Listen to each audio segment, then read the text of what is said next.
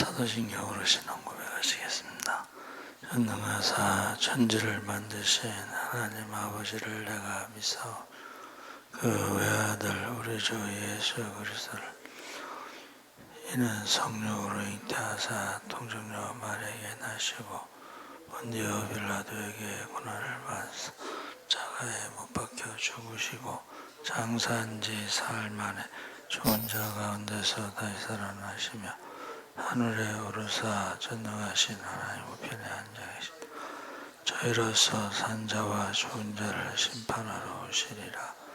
성령을 믿사오며 거룩한 공예와 성도가 서로 교통하는 것과 죄를 사하여 주시는 것과 몸이 다시 사는 것과 영원히 사는 것을 믿사옵나이다. 아멘. 찬송가 220장 찬송하시겠습니다.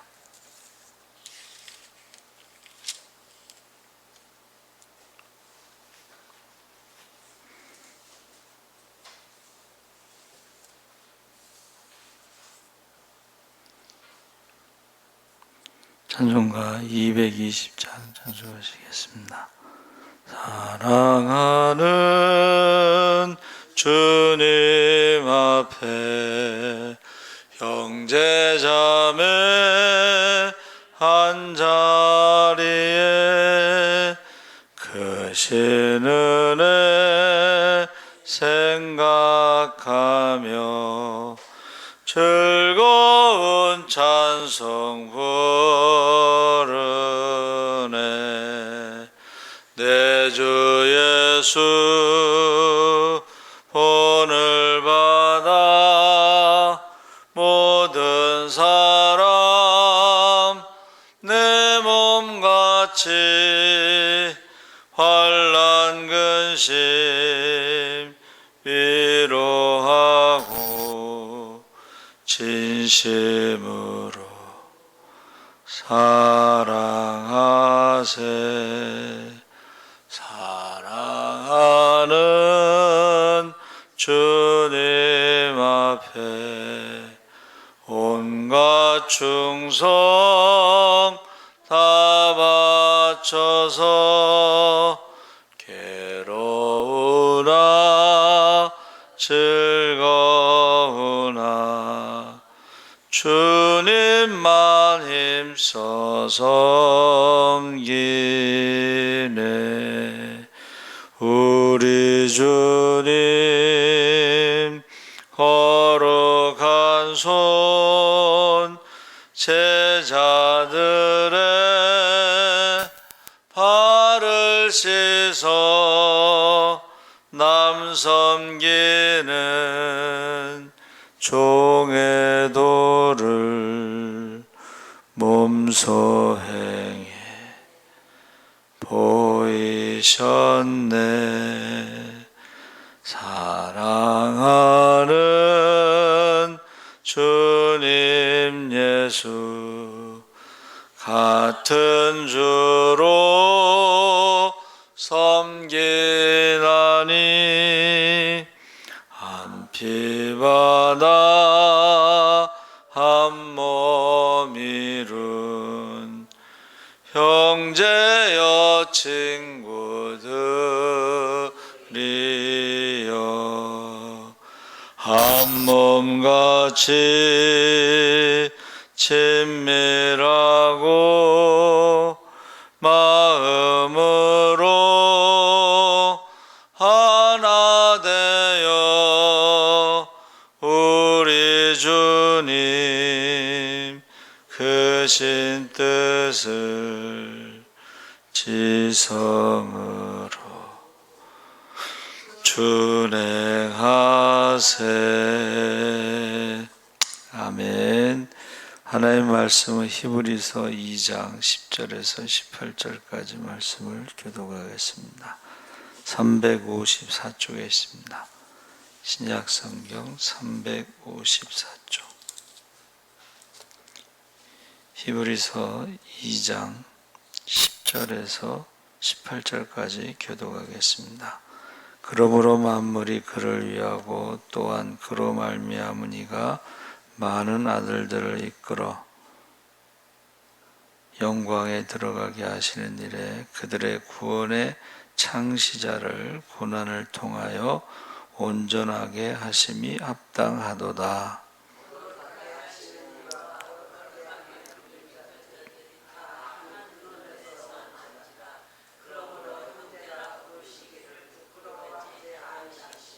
이르시되 내가 주의 이름을 내 형제들에게 선포하고 내가 주를 교회 중에서 찬송하리라 하셨으며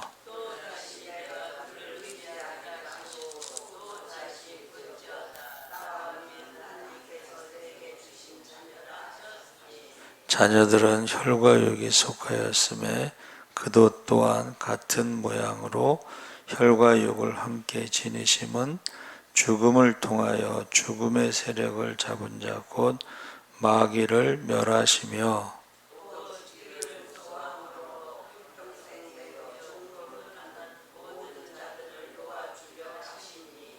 이는 확실히 천사들을 붙들어 주려 하심이 아니요 오직 아브라함의 자손을 붙들어 주려 하심이라.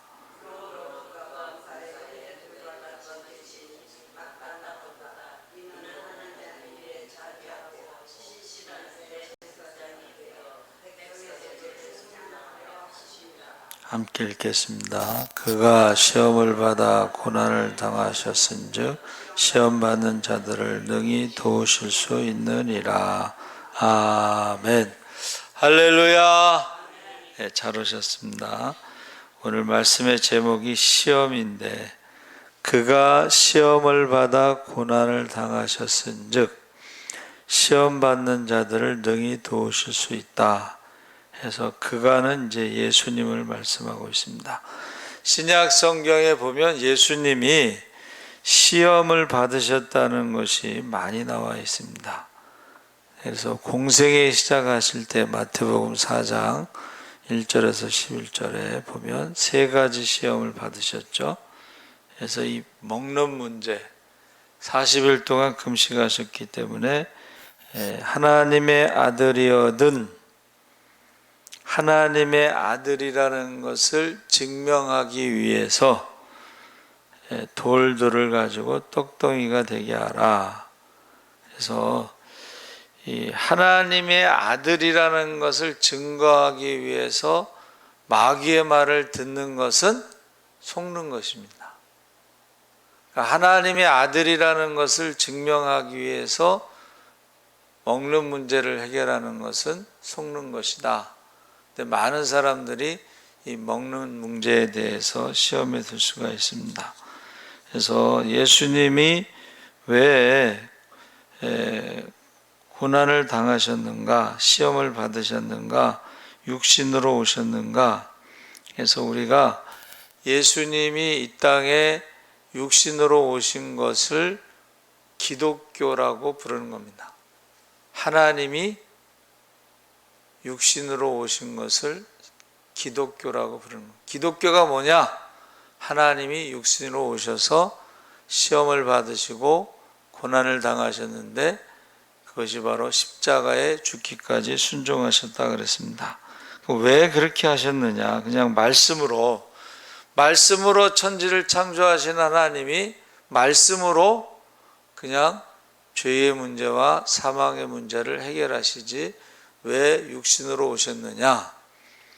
거기에 대해서 이제 히브리서 기자가 예수님은 바로 대제사장 되시기 때문에 대제사장이 백성들의 죄의 문제를 해결하기 위해서 육신의 대제사장 아론의 자손들은 계속 동물의 피를 계속 제물로 바치면서 반복하죠.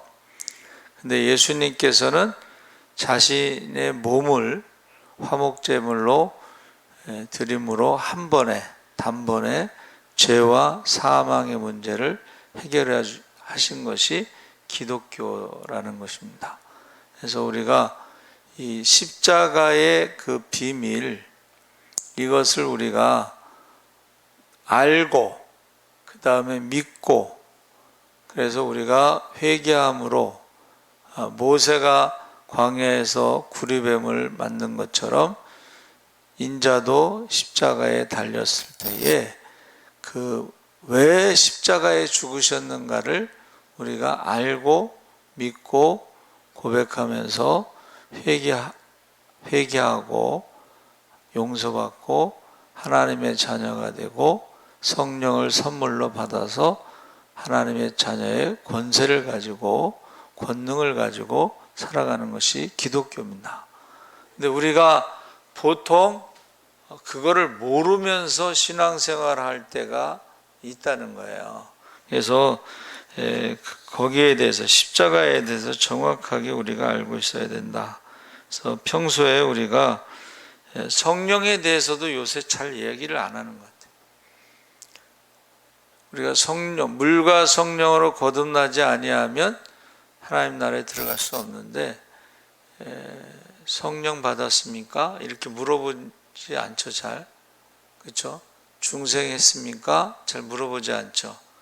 그런데 제가 신학교 갈 때만 해도 입학할 때 이제 면접 보잖아요. 그러면 모르겠어요. 다른 사람은 어떻게 했는지 모르겠는데 이제 3명 이렇게 앉아 있고 교수님이 질문을 해요.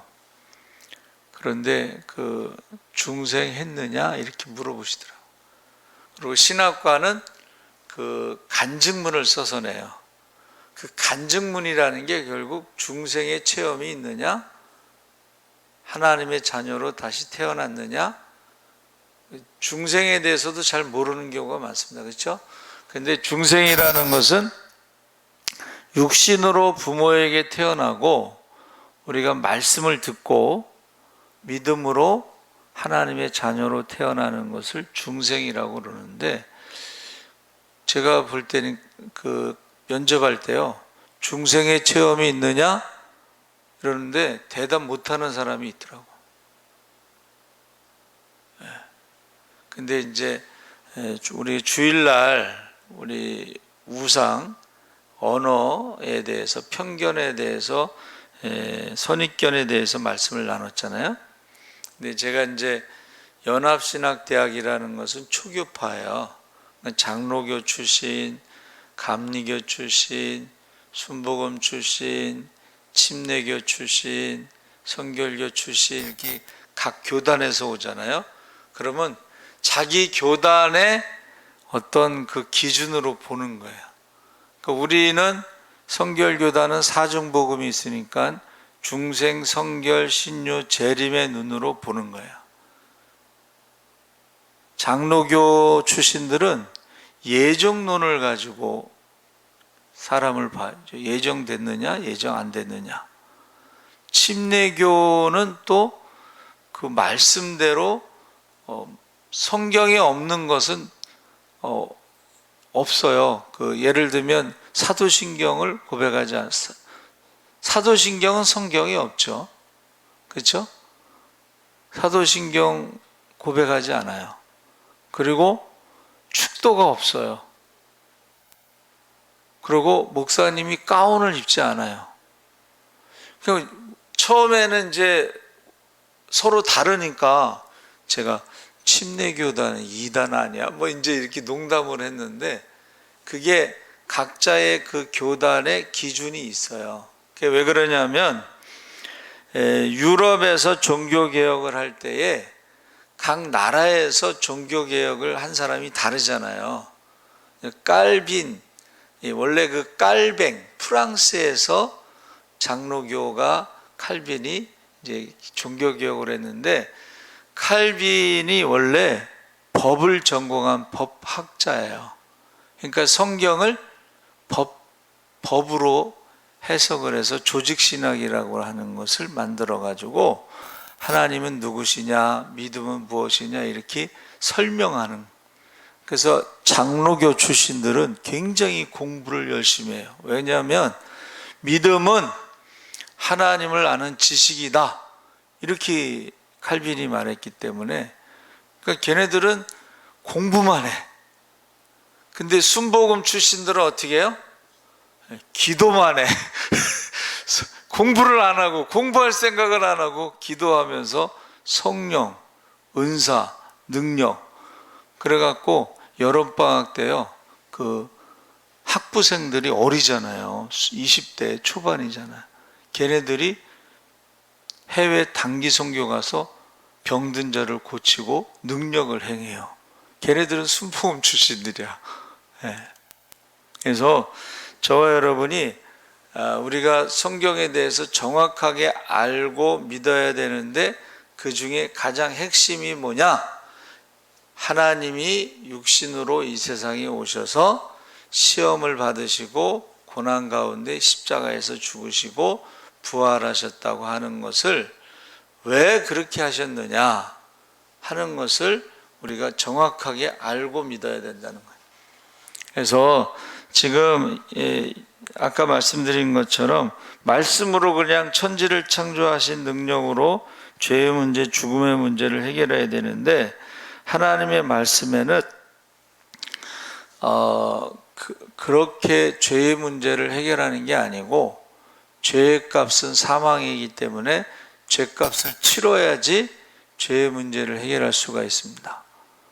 근데 그 죄의 문제를 해결할 수 있는 것이 사람의 힘으로 할 수 있느냐? 죄의 값은 사망이기 때문에 죽음이라는 게 왔잖아요. 에덴 동산에서 이제 쫓겨나서 죽음이라는 것이 왔는데, 인간의 과학이나 학문이나 뭐 철학이나 모든 신학이나 이런 것이 발전해도 죽음의 문제를 해결할 수가 없습니다. 사람의 힘으로는 죽음의 문제를 해결할 수 없기 때문에 하나님이 육신이 돼서 이 땅에 오셔서 죽음의 문제를 해결하신 것, 죄의 문제를 해결하신 것이 바로 성육신 사건이고 십자가 사건입니다. 그래서 저와 여러분이 죽음에 대한 두려움이 있어요, 사람들마다. 그래서 이집트에서는 피라미드, 중국에서는 만리장성, 이런 건축물들을 지은 것은 죽음에 대한 공포가 의식적으로 무의식적으로 자리하고 있기 때문에 그렇다는 것입니다. 죽지 않는 사람은 한 명도 없죠. 근데 그 죽음에 대한 두려움이 있다는 거예요. 그런데 보세요, 예수 믿는 사람들은 죽음 앞에서 노래 부르는 종교라고 제가 그랬잖아요. 그렇죠? 그래서 믿는 자는 영생을 얻으리라. 할렐루야. 그 영생을 얻는다는 것은 하나님과의 관계를 말하는 거예요. 죽어도, 믿는 자는 죽어도 살겠고, 살아서 믿는 자는 영원히 죽지 않는다는 것은 하나님과의 관계. 여러분, 이 땅에서도 우리는 믿음으로 하나님의 자녀로 살아갑니다. 할렐루야. 죽어서도 우리는 하나님의 자녀로 하나님 나라를 상속받습니다. 그러니까 우리가 전도할 때에 우리가 예수 믿고 축복받으세요, 옛날에는 그랬어. 하도 가난하고 못 사니까는 예수 믿고 축복받으세요. 특히 이제 순복음교회에서 그것을 많이 했는데, 사실은 우리는 예수 믿고 죽음의 문제, 죄의 문제를 해결하세요. 그게 정답이에요, 사실은. 그러니까는 똑같은 죽음, 모든 사람이 다 죽지만은 예수 믿는 사람들은 죽음에 대해서 두려워하지 않는다. 그래서 사도 바울이 내가 주와 함께 있는 것이 더 좋다 그랬잖아요. 그러나 너희를 위해서, 안 믿는 사람들을 위해서, 믿는 사람들을 위해서는 내가 여기서 사는 것이 고난이고 시험이고 힘든 건데, 내가 너희를 위해서 조금 더 있는 게 좋다. 그러나 개인적으로는 내가 이 세상을 떠나서 주님과 함께 있는 것이 더 좋다. 이렇게 고백했습니다. 그래서 이 죽음의 세력이 얼마나 무서우냐. 여기 뭐라고 돼 있어요? 바로 죽음의 세력을 쥐고 있는 것이 마귀라고 그랬어요. 그래서 예수님이 이 땅에 오셔서 무슨 일을 하신 거냐? 마귀의 일을 멸하시려고 오셨다. 그렇게 말씀하셨습니다. 14절에 죽음의 세력을 잡은 자 곧 마귀를 멸하시려고 오셨다. 마귀를 멸한다는 게 뭐예요? 죄와 사망의 저주 아래 있는 우리, 죄와 사망의 힘을 가지고 있는 마귀의 일을 멸하려 하는 것이 바로 죄와 사망의 문제를 해결하는 것입니다. 그러니까 이 마귀를 멸할 수 있는 것은 사람이 할 수 없어요. 그렇죠? 쫓아낼 수는, 예수 믿는 사람들이 쫓아낼 수는 있지만은 멸할 수는 없어요. 그래서 저와 여러분이 기독교는 십자가의 종교다. 그것이 바로 죄와 사망의 문제를 해결하는 것인데, 죄와 사망의 문제를 해결하기 위해서 하나님이 육신으로 이 땅에 오셨다. 그 마귀의 권세를 멸하시기 위해서 바로 십자가에서 돌아가셨다. 그래서 창세기 3장 15절에 뭐라고 되어 있어요? 여자의 후손이 뱀의 후손의 머리를 밟을 것이고 뱀의 후손이 여자의 후손의 발 뒤꿈치를 상하게 한다. 이게 십자가입니다. 그렇죠? 그러니까는 십자가가 뭐예요? 바로 여자의 후손이 뱀의 후손의 머리를 밟는 것이 십자가고, 죄와 사망의 문제를 해결하는 것이 십자가고, 마귀의 일을 멸하는 것이 십자가다. 이것을 정확하게 우리가 믿고 고백하고 그 다음에 성령을 선물로 받았을 때 하나님의 자녀의 권세를 가지고 살아갈 수 있다는 것입니다. 그러니까 우리가 죄를 두려워할 필요도 없고, 사망을 두려워할 필요도 없고, 마귀를 두려워할 필요도 없고, 사람을 두려워할 필요도 없는 것입니다. 그래서 사실은 우리가 왜 고난당하셨느냐, 왜 십자가에서 죽으셨느냐, 왜 시험을 받으셨느냐, 시험 받는 자를 돕기 위해서. 할렐루야. 우리가요, 믿기 전에 우리의 모습을 잊어버리지 말고 안 믿는 사람들을 도와야 된다는 거예요. 안 믿는 사람들이 얼마나 죄와 사망의 저주 아래서 마귀의 종으로, 욕심의 종으로, 사람의 종으로, 환경의 종으로, 과거의 종으로 살아가면서 고통을 당합니까? 그렇죠? 그래서 불교에서는 인생을 뭐라 그랬어요? 고해, 고통의 바다라고 그랬잖아요. 고통의 바다라고 한 것은 정확한 표현이에요. 근데 그 고통의 바다에서 어떻게 나오느냐? 불교에서는 고통의 바다에서 어떻게 나와요? 돌을 닦아가지고 윤회의 사슬을 끊어야 된다 그러는데, 윤회의 사슬을 끊는 게 얼마나 힘든지 몇 겁의 시간이 필요하다. 그 겁이라는 게 뭐라 그랬어요?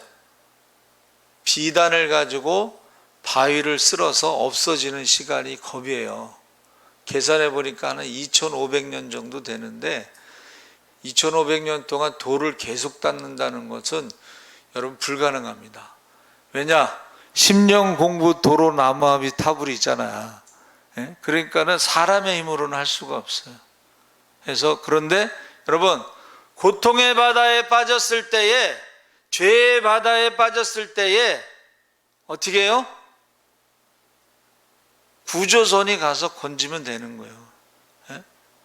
그런데 지금 우리 믿는 사람들이 이 구조선을 가지고 가서 사람을 건져야 되는데, 이게 교회가요, 구조선이 아니라 뭐가 됐어요? 유람선이 돼가지고 맨 무슨 놀러 다니는 거, 전도하고 구원하고 기도하고 이런 구조선이 아니라 맨 놀러 다니는 유람선이 됐다는 거예요. 교회가 유람선이 되면 어떻게 사람을 구조하겠어요? 그래서 제가 전도 축제 가서 하는 말 중에 뭐냐면, 우리는 119 대원이다. 119가 뭐예요? 전화하면은 바로 가서 구조하는 게 119 대원이에요. 그래서 저는 그 어떤 영화 중에 아주 감명 깊은 장면이 있어요. 강도, 살인자, 뭐 아주 나쁜 놈인데 그 도망가다가 어떻게 바다에 빠졌어. 근데 119 대원이 가서 그를 이제 구조하려고 헬기에서 밧줄을 내려요. 여러분, 119 대원이 너 강도니? 너 착한 일 했니? 나쁜 일 했니? 이렇게 물어보지 않습니다. 그렇죠? 일단 구조하고 나중에 죄가 있으면 벌은 나중에 받더라도 일단 구조하는 게 구조대원의 몫이잖아요. 그런데 그 헬기에서 줄을 내려서 이제 그 사람을 건지려고 딱 잡았는데 이게 줄이 두 사람이 매달릴 수가 없어요. 그러니까 119 대원이 자기가 포기해. 그리고 그 나쁜 놈이 구조돼요.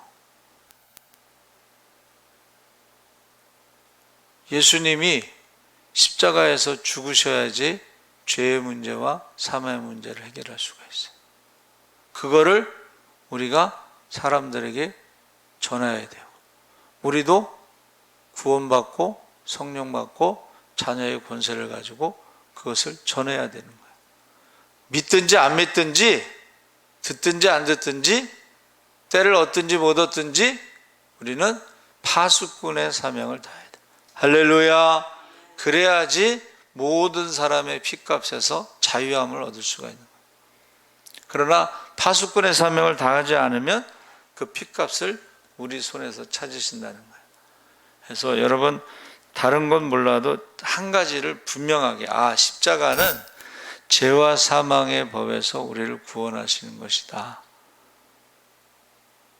저와 여러분은 예수님의 십자가를 보고 믿음으로 어떻게 해요? 죄와 사망의 법에서 해방됐고 성령을 선물로 받으면서 하나님의 자녀의 권세로 살아가는데, 나만 구원받으면 안 된다는 것을 우리가 잊어버리면 안 돼. 구조선이 돼야지 유람선이 돼서는 안 된다.